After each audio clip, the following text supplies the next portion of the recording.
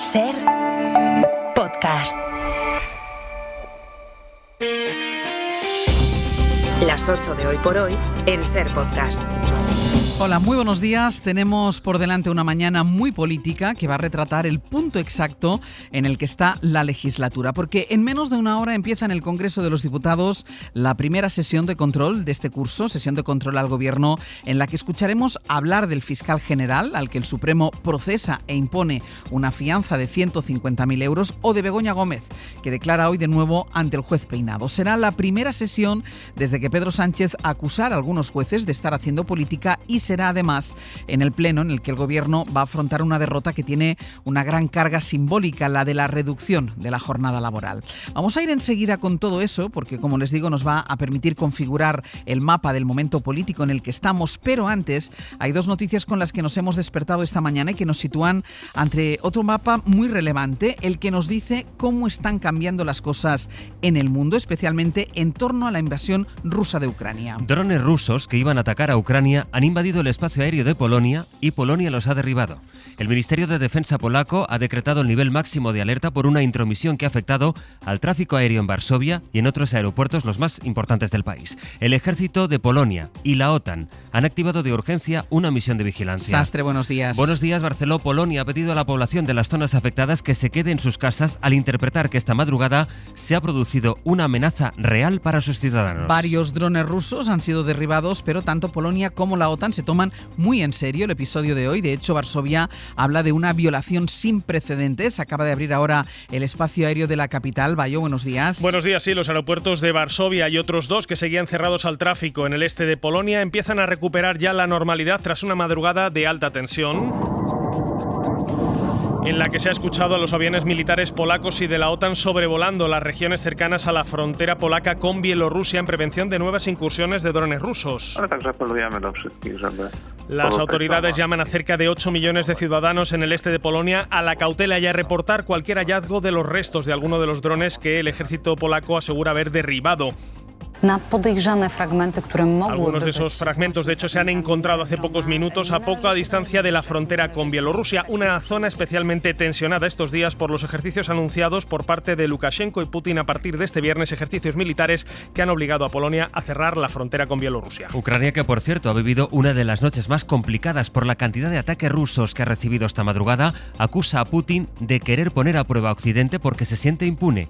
Dice que el Kremlin está buscando recrudecer y expandir la guerra. La otra noticia internacional con la que empieza el día tiene que ver con Israel. Así ha sonado de nuevo la Flotilla de la Libertad, que ha denunciado un segundo ataque contra uno de sus barcos que está en las costas de Túnez antes de intentar romper el bloqueo israelí en Gaza. En los vídeos se ve como un artefacto incendiario cae sobre la cubierta del Alma. Es la embarcación más grande que tiene esa flotilla. El ataque es muy similar al que denunciaron ayer y que Túnez negó. Eso mientras Israel, en un movimiento inédito, atacó ayer a líderes de Hamás que estaban en Qatar, país que está mediando en las conversaciones precisamente entre Hamás e Israel. De hecho, estaban allí para participar en esas negociaciones sobre un posible acuerdo de paz. Aún así, Netanyahu ordenó atacarles en suelo qatarí como respuesta, según dijo, al atentado del lunes en Jerusalén. Pablo Morán, buenos días. Hola Ángeles, buenos días. La ONU ha condenado un ataque del que incluso se ha distanciado Donald Trump. Sí, Israel ha atacado a Hamás en suelo de un importante aliado y a Trump no le entusiasma. La Casa Blanca, a la que se informó previamente, lo considera un ataque desafortunado. Representa, como en el caso de Polonia, otra línea roja que se ha cruzado en una guerra en cuestión de horas, y es un ataque de Israel a las negociaciones del alto el fuego en Gaza justo cuando se ultima el asalto final a su capital. Una apuesta por la guerra que reivindicaba anoche Benjamín Netanyahu. El primer ministro israelí ha asumido la responsabilidad total del ataque en medio de la condena general de la comunidad internacional que ha mostrado su respaldo a Qatar.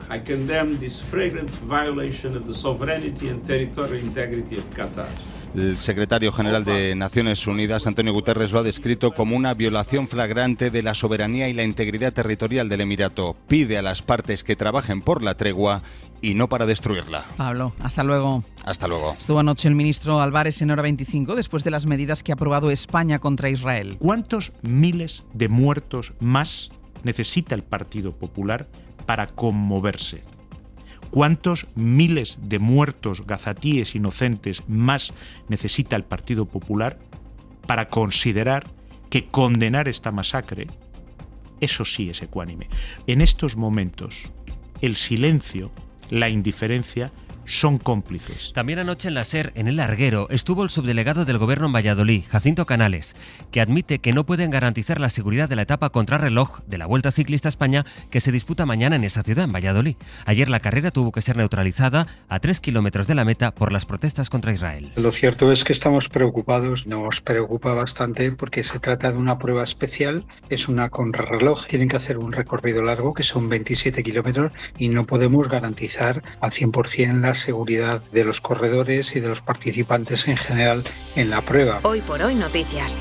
Ser Podcast. Bueno, pues explicadas las dos grandes noticias con las que despierta el mundo a esta hora, entremos en los detalles de nuestra crónica política. Que tiene como primer escenario, lo decías, el Congreso, donde empieza a las 9 la sesión de control y donde el Gobierno, después de abanderar estos días el rechazo europeo al genocidio de Israel en Gaza, se va a encontrar ya con la realidad de su debilidad parlamentaria, que le deja, por ejemplo, sin la reducción de la jornada laboral, ni perspectiva tampoco de poder tener presupuestos. Y también con los casos de Begoña Gómez y del fiscal general, cuya continuidad defiende el Gobierno. Total confianza en el fiscal general del Estado, total confianza en los magistrados del Tribunal Supremo que van a juzgarle y dejémosles trabajar porque el Estado de Derecho funcionará seguro. Eso mientras Feijóo escribió en redes: si el PSOE no exige la dimisión de García Ortiz, le acompañará hasta el banquillo. Esther Muñoz es la portavoz del PP. Está tardando en dimitir y el presidente del Gobierno está tardando en pedirle y exigirle su dimisión si este no lo hace. Eso es lo que ocurriría en un país democrático. Guillermo Lerma, buenos días. ¿Qué tal? Buenos días, Ángels. ¿Cómo afronta todo esto el Gobierno? Pues en el Gobierno asumen que tienen por delante una jornada complicada, un miércoles en el que van a confluir todos los fantasmas de la legislatura, la agenda de los tribunales, con Peinado interrogando por cuarta vez a Begoña Gómez y la ausencia de mayorías en un Congreso que ayer avaló la ampliación de los permisos parentales con el apoyo casi unánime de la Cámara, pero hoy va a tumbar la reducción de la jornada laboral. Hay en el Consejo de Ministros quien se reconoce inmune ya a esa realidad.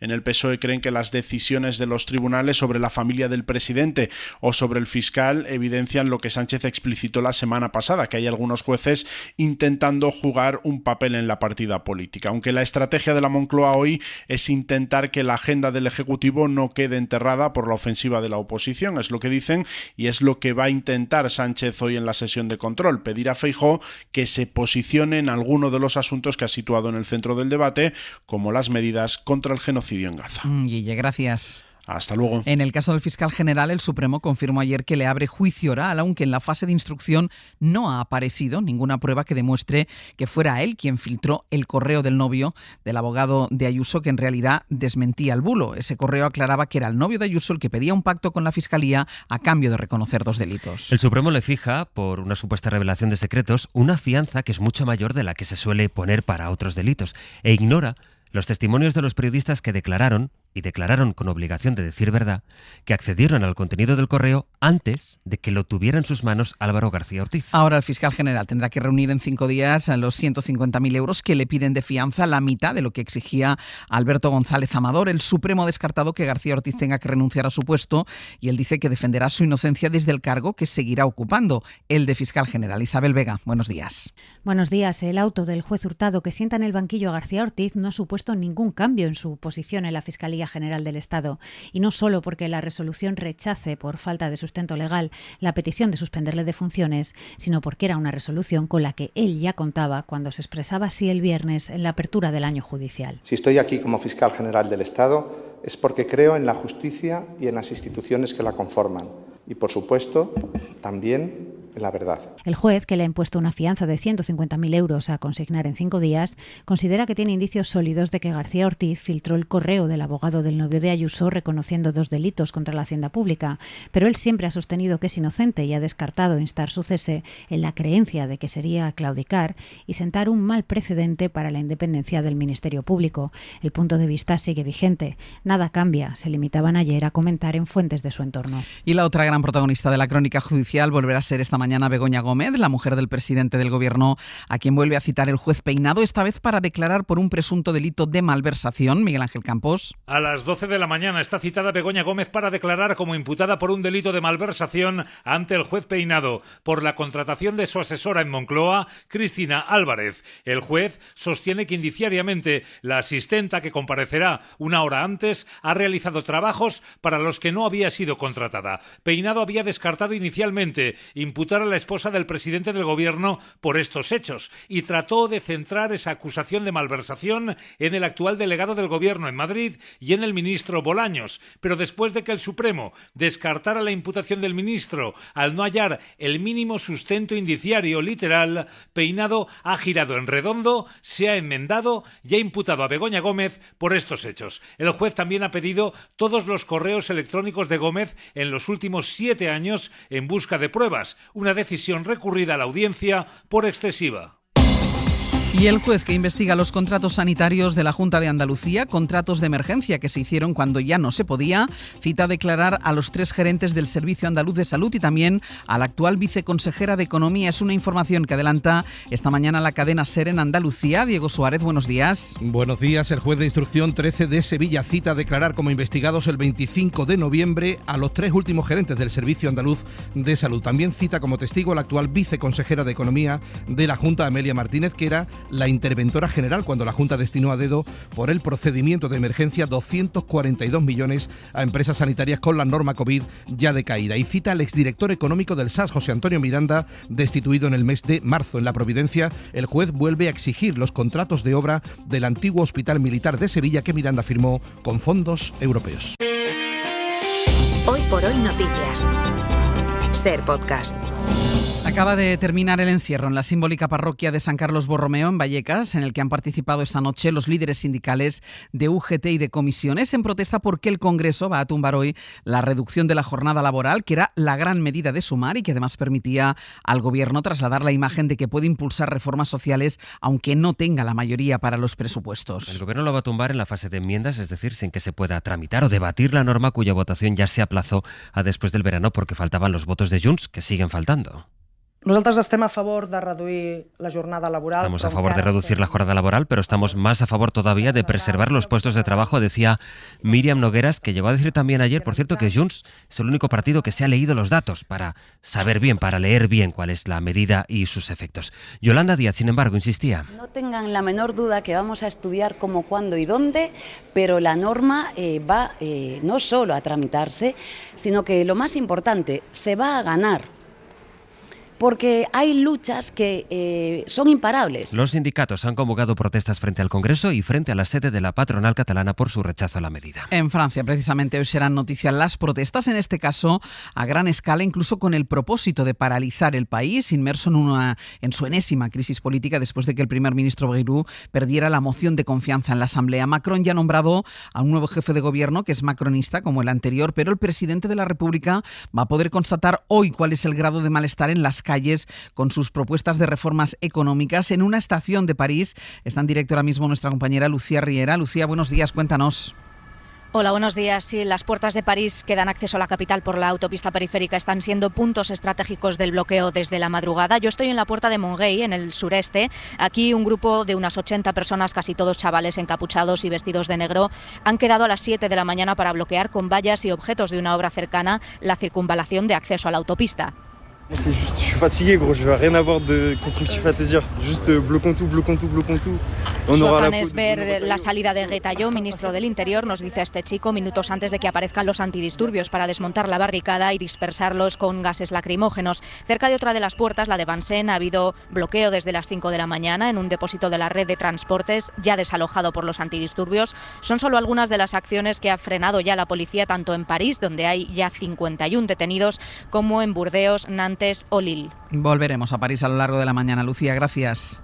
Hasta luego. El Consejo de Ministros aprobó ayer el proyecto de ley del tabaco que tendrá que pasar por el Congreso, pero que de momento plantea prohibir fumar en las terrazas y limita los cigarrillos electrónicos. Los expertos creen que se queda corta porque no impone que los paquetes sean iguales y no sube el precio de las cajetillas. Mariola Lourido. La ley es un avance, pero insuficiente por no incluir dos medidas claves para reducir el consumo: la subida del precio del tabaco y el empaquetado neutro Francisco Pascual, presidente del Comité para la Prevención del Tabaquismo. Y creo que es lo que nos ha decepcionado un poco. Se ha priorizado el tema económico, vamos a decir más del Ministerio de Hacienda que del Ministerio de Sanidad. Otra crítica: no restringe la venta de los vapers a los estancos, seguirán en tiendas, gasolineras y otros puntos de venta.